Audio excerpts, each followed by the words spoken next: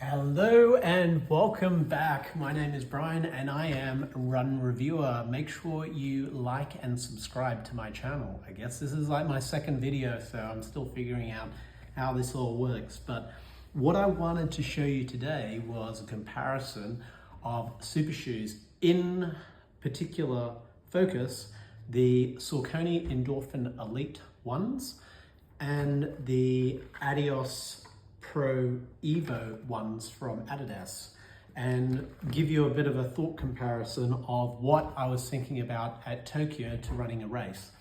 And to give you some perspective, I also own the Endorphin Elite 2s, not actually done a run them, but tried them out and so on. But I have feedback that I've seen online about those two race shoes. But to give you some perspective, a little bit about me, I have started running February 2024, so about 1 year. I've done 12 marathons so far in the span of about 12 months. Love marathoning. I had a goal of trying to hit a sub-3 marathon, but I've kind of accepted now that with the amount of marathons I'm doing and races, I am doing 20 marathons this year alone, plus races, plus other races like half marathons and everything else. I'm not in a position for my body to be able to be ready to run a sub-3 given my age. I'm like 50, 51. So I've kind of accepted to myself that, I want to enjoy more races. So going into this, into Tokyo, I knew Tokyo was a fast course. I knew that there would be a lot of crowd support there. It might be more muted than, say, New York or Berlin and so on, but that would push me over the line because I know that made me run faster when I was in Berlin. And I have to say there was more crowds in Tokyo, but they were more muted than the Berlin Marathon. Now, getting onto the shoes, I wanted to run a sub-3 marathon. I bought a pair of these. I was lucky enough when I was at the Singapore Marathon last year to go past a running store and to see a pair of size US 11s, which I know are the right size fit for me for Adidas shoes, mostly, they're available. When I went into the shop, I asked them whether I could try them on the treadmill, and they said, no, unless you may be buying them. And I said, I'll buy them, but I just want to see what the ride's like. I'm just out of curiosity. So they let me do it. And I, true to word, I did purchase the shoes, but I was kind of stoked. They were, they were about $800 or so to purchase. So not super cheap, 800 Sing. Great shoes, for that price. Comparing if I wanted to buy it in Australia, it probably would have been like $1,300 if I was lucky enough to be able to even get a pair used on the secondary, or like new on the secondary market, but still probably like $500 more. These shoes, so let me just jump in and just give you a quick comparison. These shoes are heavy, these shoes are light. What do I like about these shoes? The number one thing I like most about the Saucony Endorphin Elite is the very aggressive rocker on it. This rocker is insane. When you put it on, it's like putting on a Ferrari. The ride is like no other shoe I've ever tried in my entire life. And I have 40 plus different pairs of shoes, which I have tried on, used, run in, and so on. I'm yet to find anything, as amazing for race day as these shoes. I have tried the Leaning Shadow 2.0. I've tried the Mizuno Wave Rebellion Pro 2s. They are quite unique shoes with different rides, but I would never use those on race days. I could try, but I just, I've tried doing a 10, 20K in them, and yeah, it's just not comfortable. In the case of the Leaning Shadow 2.0, a little bit too heavy, and my midfoot is in pain after using that for a while, even though it is very bouncy and springy. So the thing I like about these is the very aggressive rocker, and the position of the rocker is in a great spot. If you're a front midfoot striker, it really propels you forward like no other shoe I've ever experienced before. Number two, the foam. So this is what they call the PWR HG foam, whatever the name. I think it's called PW PWR HG foam or something, which is the top foam that Saucony have. This foam is not found in the Endorphin Pro 3s or Pro 4s. It's only reserved for the elite models. The Saucony Endorphin Elite 2 now has some newer updated foam, and I think the Power HG foam is now expanded into some more models. But in the standard like Pro 4 and Elite 1 range, when they were around, this is the only one which had the foam. This foam has 95% energy return. To give you some perspective, most super shoes, like the best ones, are at about an 88% energy return. So this adds an extra 10% energy return above and beyond any other shoe on the market today. That means when you bounce, it literally springs and bounces you back. The energy and the propulsion with the rocker and this particular high tensile foam, or whatever they call this stuff, is amazing. The other thing is, for me, I have historically been a heel striker. I've over time, over a period of 6 months, memory learnt and changed the way that I run to be more efficient, whilst preventing injury from changing form and so on. And now I'm a midfoot striker. I do twist when I land. I kind of like, if I watch my videos, I'll land like that when I am running. And as I get to the 30K mark, I get lazy, as you do, and then I start to heel strike. The thing that I like most about these particular shoes is the rear is a lot wider than the Metaspeed Sky, Metaspeed Edge, particularly the Skies, which most people like. And I spoke to the shop owner, Running Lab in Kuala Lumpur, amazing crew there. And this has some more stability at the rear. So if stability is an issue, these shoes are good, particularly as you're getting lazy, or even if you're a heel striker, very useful shoe. The other thing is it's got a carbon plate. Unlike the Asics Metaspeed Skies and so on, which is a total flat carbon plate, this is a forked carbon plate. It's not a carbon rod like an Adios Pro 3 or the Adidas range, which they love their bloody carbon rods. This is a plate which has some cuts in it like this. So it literally looks like that, not like a full carbon rod and only a carbon rod. It's got the plate here as well, which means when you land, particularly me, where I don't land flat, I kind of land and, land like that, or land, like that. This gives me a little bit more stability as well, because the plate is not so flat, and that way it gives me some absorption and stability as I'm landing because of the cuts in the plate as well. So I love that as well. This here, you can see here, this material here wraps around the plate, which is quite unique, and that provides a better locking mechanism as well for your feet, so it doesn't move around as much. These are also, I have 2E feet. My right foot is 2E, my left is normal. This is a problem for me with most super shoes, is they're too narrow, or I also find they're too low at the front. And then I start losing flesh here, or I start losing like nails here and flesh here.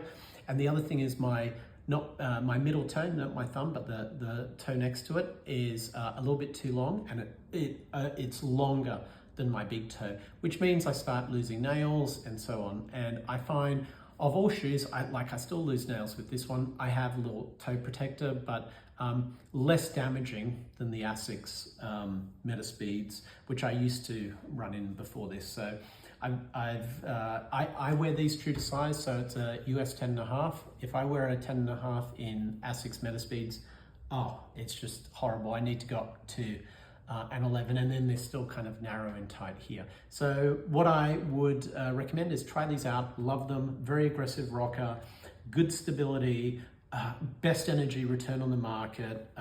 The lacing system I think is excellent.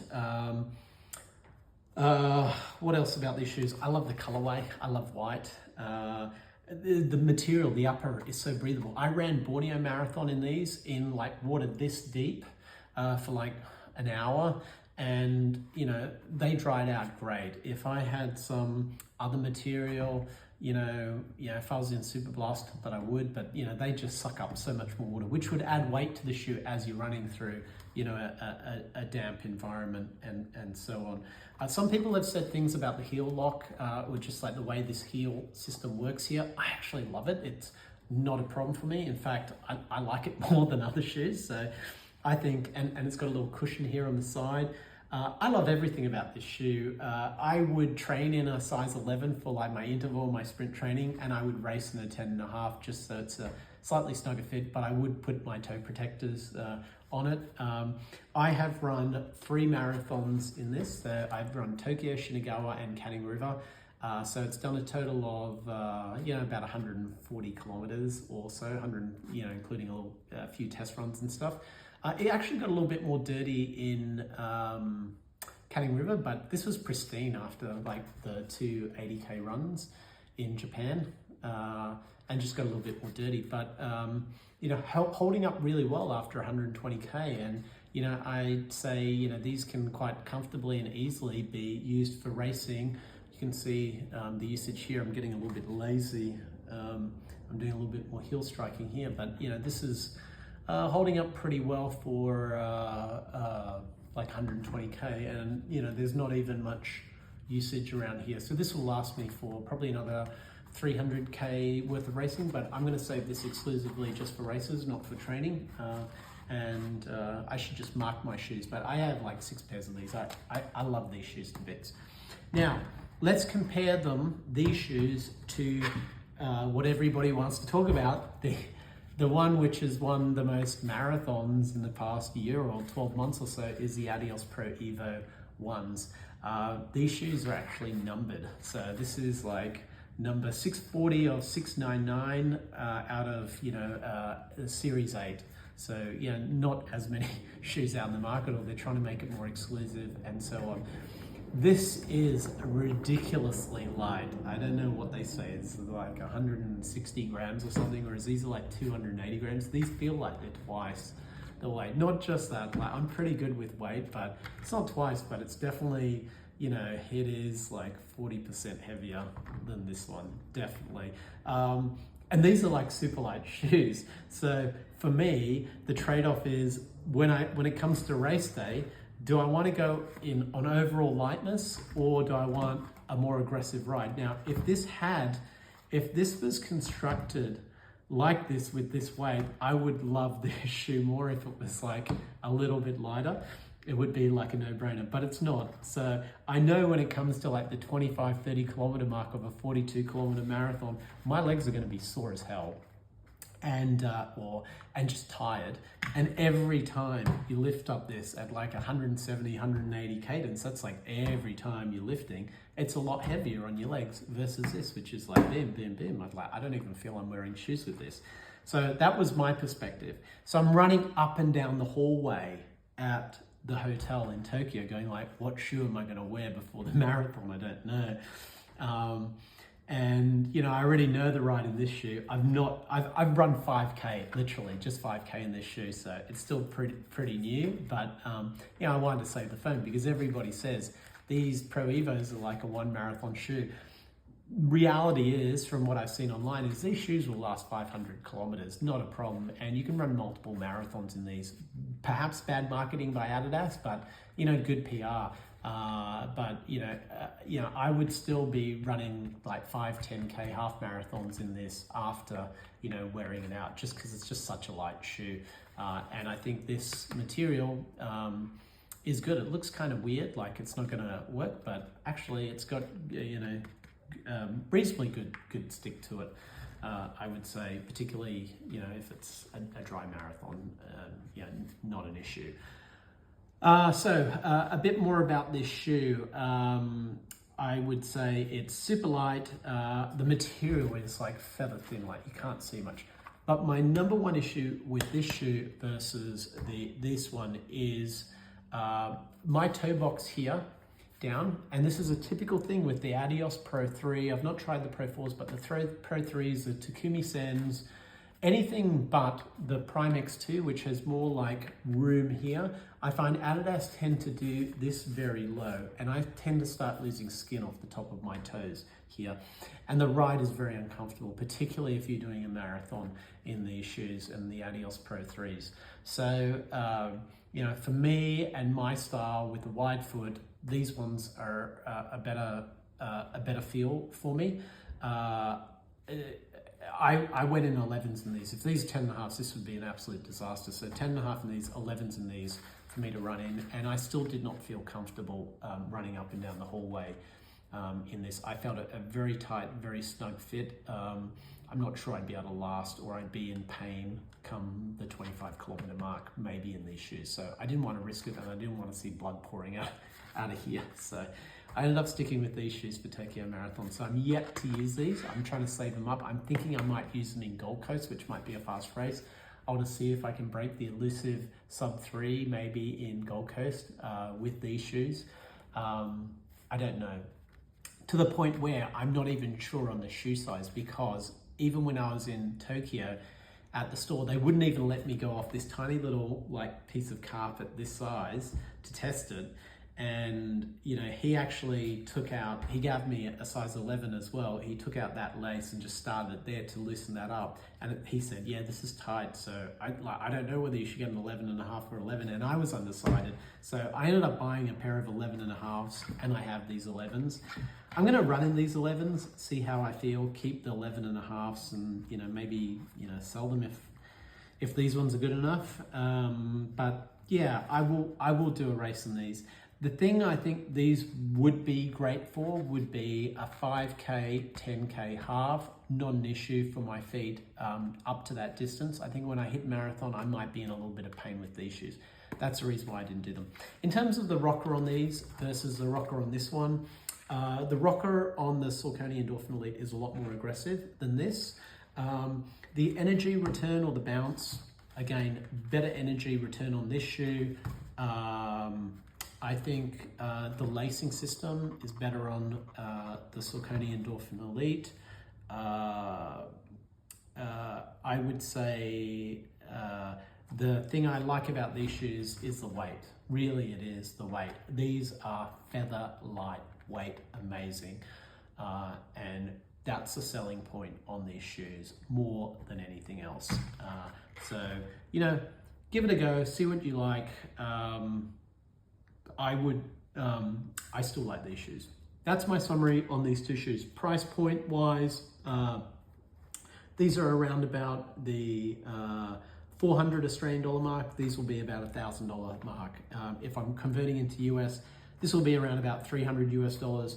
You know, this is going to set you back like, you know, 700 US dollars. So pretty much, you know, more than twice the price is like, you know, double and then a bit of like the Endorphin Elites. So yeah, make your call, see what shoe you like. I personally still like these ones. I'm curious to see what the Endorphin Elite version 2s are. I've been told they're a lot more softer.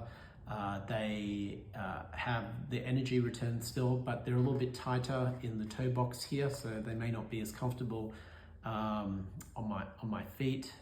Remain true to size, but they said you should size up. So I ended up buying a size US 11, whereas in the Endorphin Elite 2s, whereas these are a 10.5. I did try the 10.5 and they did feel tight, so that's why I went up one size more on the Endorphin Elite 2s. I think on a longer run, you will feel some of the pain in a carbon shoe, particularly when you start getting into the 20-kilometer mark. And I think that's maybe where the Endorphin Elite 2 will come in. I'm wondering if the softness and the plushness may not be as good when I'm obviously doing a race, because I need that propulsion, I need that feeling that I'm running that little bit faster that maybe the Endorphin Elite 2 won't give me.